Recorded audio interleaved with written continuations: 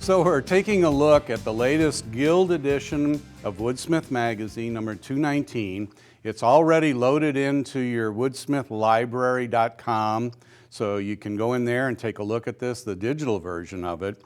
But we'll take a look inside it. On the cover here, this hobby bench, a beautiful project. That's one of my favorite shop projects because depending on how you actually use the materials in it, we used riffs on red oak. I mean, you can really dress it up and it makes a great bench for a hobby room in the house.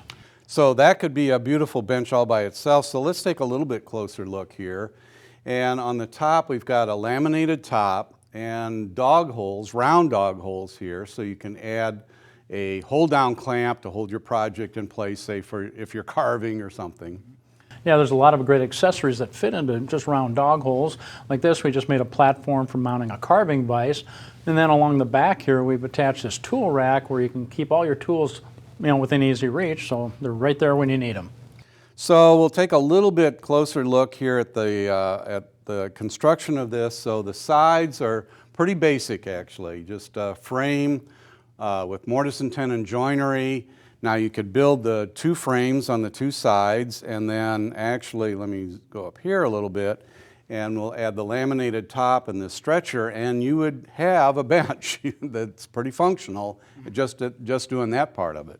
But one nice thing about this is it's kind of a modular design, so you can really add to it easily. And that starts with building a couple plywood cases here that actually fit under the bench. Now the plywood cases have a series of dados that accept some runners, and that's for some drawers that you can add.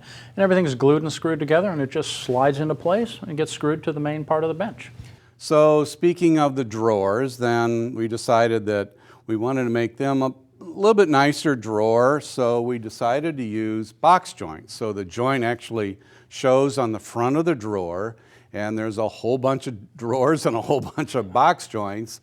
So the dimensions are all here, but we thought, okay, we should also add all the step-by-steps. So there's a sidebar here, how to make the jig to make the box joints step-by-step, and then how to cut the grooves so the drawers fit on those runners and all slide into place. The drawers are a great addition to the bench, but there's actually some other features on this bench I like. Best way to check those out is head to the shop and take a look. Well, we're taking a closer look at one of our new projects, this hobby bench.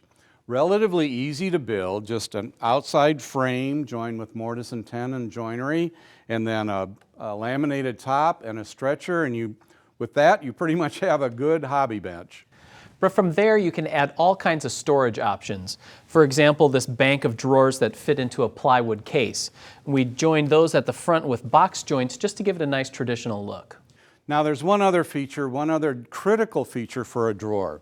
So when you add all your supplies and tools to the drawers, there's one rule of drawers, and that is whatever you need has moved or been pushed all the way to the back of the drawer.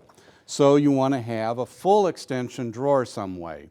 Now if you use metal slides, that can get kind of expensive, but we figured out a way to do that with still a wooden drawer, and we've extended the sides back into the cabinet. Let me pull this out, and you can see that the sides of the drawer extend back into the cabinet and then slide right in,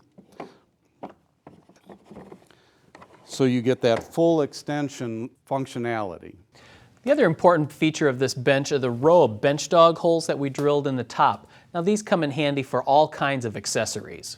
So there are some accessories like this one that adds a handy little vise to the dog holes. You just slide it into the dog hole. Now you can make your own dogs just with a 3/4 inch dowel, add a block to the top, and then put your project in between here, clamp it down, nice and secure right on your bench top. The other way to put the bench dog holes to use is to use something like this, and that's a bench anchor. It has a threaded inside portion and just presses right down into a bench dog hole. You lock it in place with an Allen wrench, and then that threaded connection serves as a mounting point for something like a carving vise, where I can just drop some screws into the holes here, lock it down, and now I have a nice secure place to hold on to a workpiece. Best of all, when I'm done using the carving vise, it removes very quickly and stores out of the way. So this is our new hobby bench. with a lot of extra features on it, full extension drawers, lots of storage, and the accessories that you can add with the dog holes. Great addition to your shop and a great way to make some of your